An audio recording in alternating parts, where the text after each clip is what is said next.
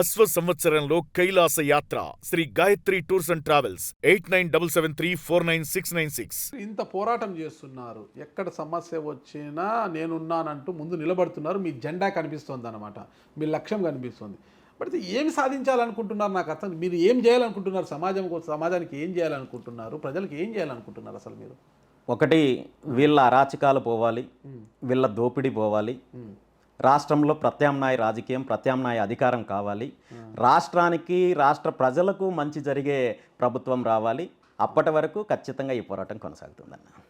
ఒకటి తీసుకుంటే రాజకీయం అంటే రాష్ట్రంలో రెండు కులాల మధ్యనే ఉంది. ఇప్పుడు రెడ్డి అండ్ కమ్మ, ఈ రెండు కులాల ఆధిపత్యంలోనే బలహీన వర్గానికి చెందిన ఒక బీసీ సామాజిక వర్గానికి చెందిన బోడే రామచంద్ర యాదవ్ గారి బలం సరిపోతుందా? రెడ్డి వర్సెస్ చౌదరి. అయితే చౌదరి సీఎం లేదంటే రెడ్డి సీఎం, ఈ రెండు కులాలే పల్లకి. కాపులు మేము పల్లకి ఎక్కాలి ఎక్కాలి ఎక్కాలి అనుకుని ఎక్కలేకున్నారు. ఇంక వీళ్ళే పల్లకిలో ఉంటారని కూడా కాపు నాయకులు ప్రకటిస్తున్నారు. కాపులకు కాలేదు. బీసీలు ఎక్కుతారంటే బీసీల బలము ఉన్నప్పటికీ కూడా బీసీ నాయకుడిగా ఉన్న మీరు ఈ అగ్రకులాల యొక్క ఆధిపత్యాన్ని తగ్గించి అధికారంలోకి రాగలము, వీళ్ళ రాజకీయ పోకడలను అది ఎండగడతా అది సాధ్యమవుతుందంటారా? 100% సాధ్యమన్నా.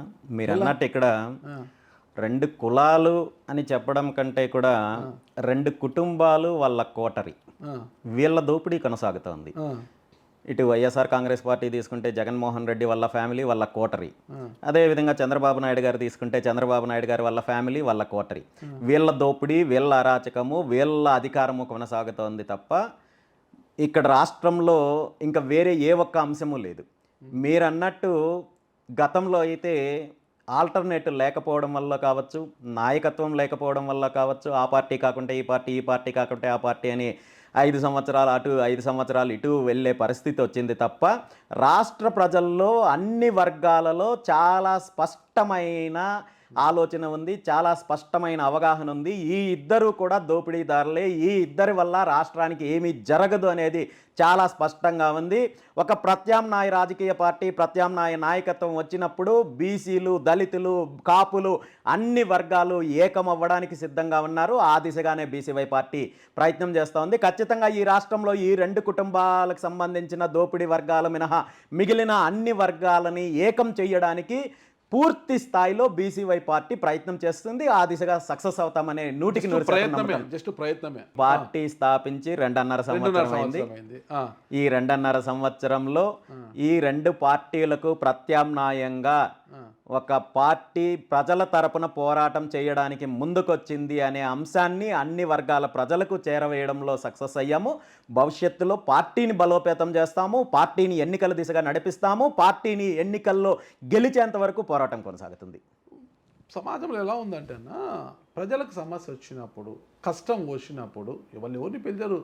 ఎవరో కొంత రాజకీయ స్వార్థం కోసమో, రాజకీయ ప్రయోజనాల కోసమో కొన్ని పార్టీలు వెళ్ళి పులోమని మేము ఉన్నామని వెళ్ళి వాళ్ళకి మద్దతుగా నిలిచి రాజకీయ పబ్బం గడుపుకోవాలని చూస్తుంటారు. అందుకు భిన్నము బీసీవై పార్టీ అని అంటారా? 100% అన్నా. మీరన్నట్టు రాజకీయ పదవులే కావాలనుకుంటే అసలు నేను ఈ దారులు రావాల్సిన అవసరం లేదు, పార్టీ పెట్టాల్సిన అవసరం లేదు. పార్టీ నిర్మాణం గురించి చెప్పన్నా ఒక అధికార ప్రతినిధి కానీ ఎక్కడైనా మాట్లాడడం కానీ, బీసీవై పార్టీ ఏం మాట్లాడాలన్నా రామచంద్ర యాదవ్ గారే మాట్లాడాలా ఒక డిబేట్లలో కానీ. ఇంకోటి, నేను బీసీవై పార్టీ అధికార ప్రతినిధిని కానీ, రాష్ట్ర ప్రధాన కార్యదర్శిని కానీ ఎవరైనా స్క్రీన్ మీద ఎక్కడైనా కనిపిస్తున్నారా? క్షేత్రస్థాయిలో మీ నిర్మాణం ఏంటి?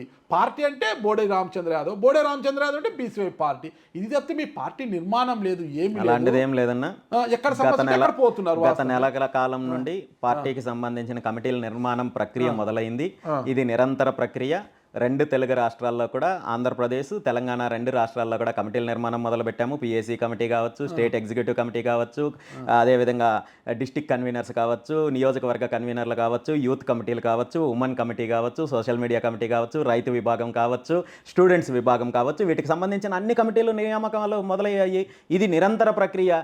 ఇంకా ఇప్పటికీ కమిటీలో నియమించడానికి ఇంకా సుమారు 3,000 మందికి పైగా నాయకులు పూర్తి స్థాయిలో ముందున్నారు. సో ఈ ప్రోగ్రాం తర్వాత పార్టీ నిర్మాణమే ప్రధాన ధ్యేయము. అదేవిధంగా పార్టీ ఆశయాలతో, పార్టీ సిద్ధాంతాలతో కలిసి నడవడానికి చాలామంది నాయకులు ముందుకొస్తున్నారు. ఈ 22 కార్యక్రమం తర్వాత ఆ ప్రక్రియ మొదలవుతుందన్న.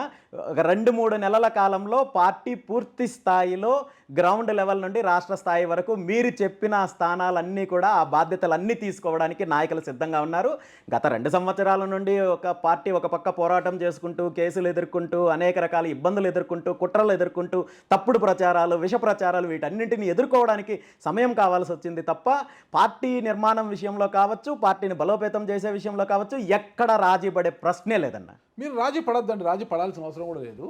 కాంగ్రెస్ పార్టీ లాంటి జాతీయ పార్టీలను పక్కన పెట్టేసిన, బీజేపీ లాంటి జాతీయ పార్టీ పక్కన పెట్టేస్తే 1982లో తెలుగుదేశం పార్టీ ప్రారంభించే సమయంలో, ఏర్పాటైన సమయంలో కూడా కొంతమంది మేధావులు, ఇంటలెక్చువల్స్, బ్యూరోక్రాట్స్ కూడా ఎన్టీ రామారావుతో కలిసి ముందుకు నడిచారు. సరే, ఆదాన్ని పక్కన పెడితే 2009 ఎన్నికలకు ముందు ఏర్పాటైన ప్రజారాజ్యం పార్టీ ప్రారంభం అప్పుడు కూడా చాలామంది బ్యూరోక్రాట్స్, మేధావులు చాలామంది ఆయనతో కలిసి వచ్చారనమాట. జనసేన పార్టీ ఆవిర్భావంతో కూడా చాలామంది మేధావులు కూడా ఆయనతో కలిసి వచ్చారు. అడిగి వాళ్ళు కూడా ముందుకు వచ్చారు. ప్రశ్నిస్తానని పవన్ కళ్యాణ్ గారు వచ్చారు. మంచి జనాకర్షణ ఉన్న నాయకుడు, పవర్ స్టార్ అయినా వచ్చి 2019 ఎన్నికల్లో పోటీ చేస్తే ఒక్క స్థానం అంటే ఒక్క స్థానం గెలిచారు వాళ్ళు. అది కూడా వైసీపీ వైపు వెళ్ళిపోయింది. పవన్ కళ్యాణ్ కూడా గెలవలేకపోయాడు అనమాట. అంటే మంచి ఓటింగ్ వచ్చింది. ఇప్పుడు తీసుకుంటే బీసీవై పార్టీ పెడితే ఒక బోడే రామచంద్రరావు ఒకటే ఫేస్ వాల్యూ, అందరు ఇరు రాష్ట్రాల్లో తెలిసిన వ్యక్తి.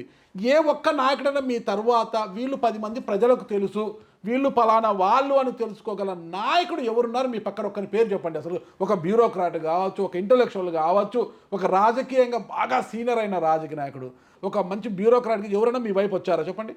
మీరే అన్నారు, గతంలో పార్టీ పెట్టినప్పుడు ఎన్టీ రామారావు గారు కావచ్చు, చిరంజీవి గారు కావచ్చు, పవన్ కళ్యాణ్ గారు కావచ్చు, ప్రజాదరణ కలిగిన నేతలోనేసి ఆల్రెడీ సినిమా ఇండస్ట్రీ ద్వారా సినిమా గ్లామర్తో వచ్చారు కాబట్టి వాళ్ళకి వెంటనే రాష్ట్రం మొత్తము ఒక స్పందన అనేది ఉంటుంది. నేనేమి సినిమా హీరోని కాదు, నేనేమి మాజీ ముఖ్యమంత్రి కుటుంబం నుండి వచ్చిన వాడిని కాదు, ఒక సాధారణ వ్యక్తిగా ఈ రాష్ట్రంలో బలహీన వర్గాలకు, బహుజనులకు జరుగుతున్న అన్యాయాన్ని 2 కుటుంబాలు కలిసి ఈ రాష్ట్రాన్ని, రాష్ట్ర సంపదని, వనరుల్ని దోపిడీ చేస్తున్నారనే ఆలోచనతోటి ఎక్కడో ఒక చోట తిరుగుబాటు మొదలవ్వాలి, మార్పు మొదలవ్వాలనే ఆలోచనతో, ఒక ఆశయంతో, ఒక సిద్ధాంతంతో ముందుకు వచ్చినప్పుడు కొంత సమయం పడుతుందన్న. ప్రజలు దీన్ని అర్థం చేసుకోవడానికి, ప్రజల్లో మార్పు రావడానికి, ప్రజల్లో నమ్మకం కలిగించడానికి సమయం పడుతుంది.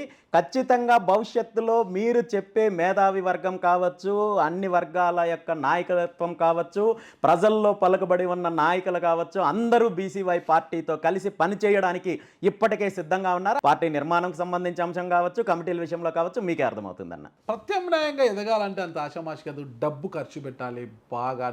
ఈరోజు ఓటు వేయాలంటే నోటు ఇవ్వండి ఎవరు ఓటు వేసే పరిస్థితి కనిపించదు. ఎంతటి వారికైనా కూడా నోటు బలం ఉంటేనే రాజకీయ బలం ఉంటుందన్నమాట. ఈ పరిస్థితుల్లో మీకున్న నోటు బలం ఎంత? అసలుకి ఓటుకు నోటు ఇవ్వాలి, అసలు మీకున్న బలం ఎంత అన్నా? ఓటుకు నోటు అనే అంశానికంటే ముందు బీసీవై పార్టీ లక్ష్యము ఈ రాష్ట్రంలో ఉన్న అన్ని వర్గాలని రాజకీయ చైతన్యపరచడం. రాజకీయంగా మార్పు రాకుంటే భవిష్యత్తు తరాలకి ఎలాంటి ప్రమాదం ఉంటుంది, భవిష్యత్తులో రాష్ట్ర పరిస్థితి ఎంతలా దిగజారిపోతుంది. ఇప్పటికే పూర్తిగా ఈ రాష్ట్రంలో ఏదో ప్రజాస్వామ్యమైన ప్రభుత్వమో లేదంటే మరొకటో కాకుండా ఒక మాఫియా లాంటి వ్యవస్థ నడుస్తోంది. ఇదే విధానం కొనసాగితే భవిష్యత్తులో బీసీ వర్గాలకు కావచ్చు, దళితులకు కావచ్చు, కాపులకు కావచ్చు, మిగిలిన వర్గాలకు కావచ్చు పూర్తిగా రాజకీయ అధికారమే కాదు అసలు ఉనికే కోల్పోయే పరిస్థితి వస్తుందనే అంశం పైన చైతన్యం తీసుకొని వచ్చి ఏకం చేసినప్పుడు ఈ మీరన్నట్టు ధనబలం కావచ్చు, మరొక బలము, ఇవన్నీ కూడా ఈ చైతన్యం ముందు నిలబడవన్నా అది ఖచ్చితంగా ఎక్కడో చోట మార్పు మొదలవుతుంది, జరిగి తీరుతుంది. అంటే ఇది మీరు చెప్తే కాబట్టి వ్యవస్థలో ఉన్న ప్రజలకు తెలియదంటారా, ఓటర్లకు తెలియదంటారా? 100% తెలుసు. జరుగుతున్న అవినీతి, అక్రమాలు ఇది తెలియదంటారా? ఇప్పుడు జరుగుతున్న విషయం ఖచ్చితంగా ప్రజలకు అవగాహన ఉంది, ఖచ్చితంగా ప్రజల్లో చైతన్యం ఉంది, ఖచ్చితంగా ప్రజలు మార్పు కోరుకుంటున్నారు. ఆ మార్పు దిశగానే బీసీవై పార్టీ వెళ్తోంది.